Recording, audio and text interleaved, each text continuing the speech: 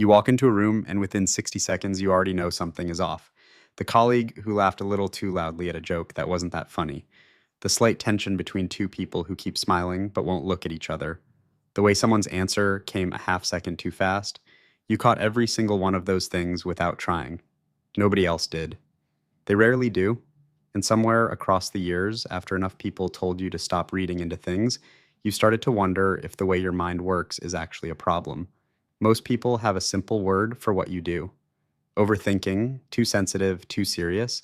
At work, at home, in friendships and relationships that should have been uncomplicated, there has always been someone ready to explain why you notice too much. And maybe you spent years trying to fix it, trying to take things at face value, trying to just be in the room without your brain doing all of that work in the background, but you couldn't stop it. And the reason you couldn't stop it is not because something went wrong with you, it's because your brain was built differently from the beginning.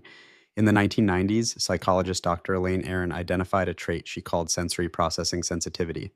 Her research found that roughly 15 to 20% of the population is born with a nervous system that processes information more deeply than average, not more emotionally, more thoroughly.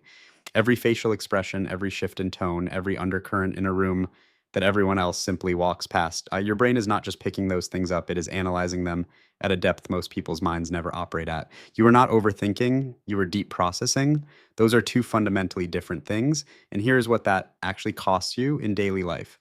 By the time most people have had one experience in a room, you have quietly had several.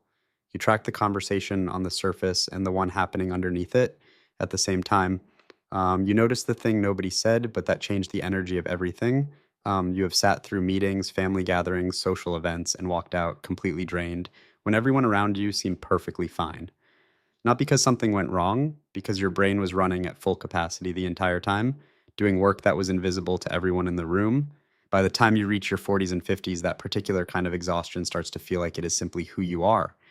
But here is what almost nobody ever tells you about this.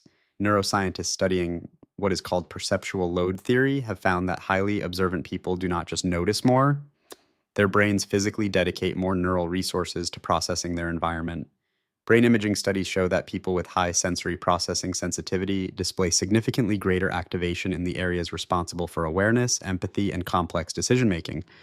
In plain language, your brain is running a more sophisticated program on the same information everyone else is receiving. That is not a flaw in your wiring, that is a completely different and more advanced operating system.